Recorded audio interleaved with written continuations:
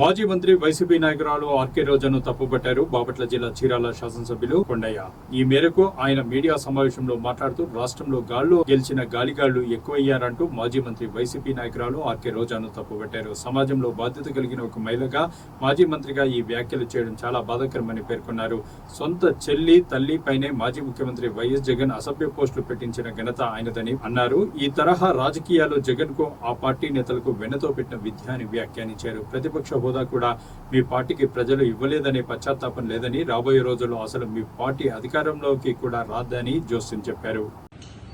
ఒక పక్క నుంచి కూటమి ప్రభుత్వం అభివృద్ధి వైపు ప్రయాణం చేస్తూ ఎలా అభివృద్ధి చేయాలి, నియోజకవర్గాలను కానీ అక్కడ ఉన్న ప్రాంతాలని చైతన్యపరచాలని మేము చూస్తుంటే, మాజీ ముఖ్యమంత్రి గారు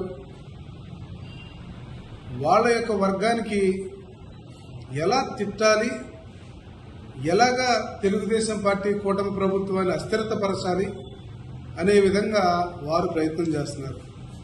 ఈరోజు రోజా గారు మాట్లాడిన మాటలు చూస్తే అసలు సమాజంలో ఇలా కూడా మాట్లాడొచ్చా, ఇంత దరిద్రులు కూడా ఉంటారా అని చెప్పి ప్రజలందరూ కూడా ఆలోచించే పరిస్థితి.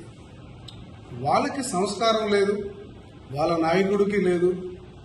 ఎందుకు లేదంటే కనీసం సొంత చెల్లెలనే సంగతి తెలిసి మర్చిపోయి కూడా ఆమె రాజశేఖర రెడ్డికి పుట్టలేదని చెప్పి మాట మాట్లాడినటువంటి దరిద్రులు ఉంటే, ఈరోజు ఎమ్మెల్యేలు లేకపోతే మంత్రులు లేకపోతే ముఖ్యమంత్రులు పెద్ద లెక్క ఉంది. అది ఆడమనిషి అని మేము అనుకోవట్లేదు, అది రాక్షసి. ఎట్లా పడితే అలా మాట్లాడింది. ఇవాళ మొత్తం యావత్ ప్రజాప్రతినిధులందరూ కూడా చాలా వరకు చాలా కోపంగా ఉన్నారన్న విషయాన్ని తెలియజేస్తున్నారు. ఇది ఒక దుర్మార్గమైనటువంటి ఆలోచన.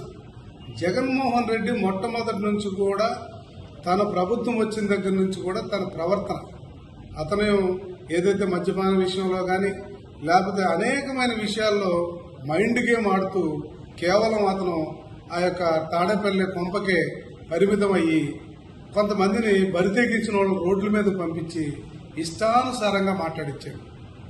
ఇదంతా కూడా ఎంత ఉప్పు తింటే అంత దావద్ర అన్న విషయాన్ని మర్చిపోవడానికి వీల్లేదు. వదిలిపెట్టే ప్రశ్నే లేదు వీళ్ళని. ఇప్పటికే కొంతమందిని లెక్కబెట్టి పంపించాం. వీళ్ళ ఎవరు కూడా ఎంత నోరు జారుతారో, ప్రజల్ని ఎంత పెచ్చరీలు మాట్లాడతారో దానికి పదింతలు అనుభవించాల్సి వస్తుంది. ఎప్పుడో జరగబోయే విషయాలు చెబుతుంది ఇప్పుడు రోజా గారు. మేము అది చేస్తాం ఇది చేస్తాం రేపొద్దున గవర్నమెంట్ అయితే. ఇప్పుడు మా దగ్గర ఉన్న 4 ఏళ్ల సంగతి ఏంటి? నువ్వు అది చేస్తే మేమన్నా ఇక్కడ ఏం దేనికున్నావు, ఇక్కడ నీ సంగతి కూడా తెలిసే పరిస్థితి. దరిద్రంగా ఆలోచిస్తే అంత బరితెగించిన మాటలు మాట్లాడతామంటే ఇది సమాజంలో ఏ కోవకు చెందిన ఆడమనిషో సమాజం మొత్తం గుర్తించుకోవాలి, సమాజం ఆలోచించమని నేను చెప్తున్నాను. ఒక లేడీగా తను మాట్లాడే మాటలు ఎంత దారుణంగా ఉన్నాయో, అది చూసిన ఆంబోతులాగా ఏ రకంగా మాట్లాడిందో, ఈ మనిషి ఏ కోవకు చెంది ఉంటుందో ప్రజలందరూ కూడా అర్థం చేసుకోమని ఈ సందర్భంగా తెలియజేస్తారు.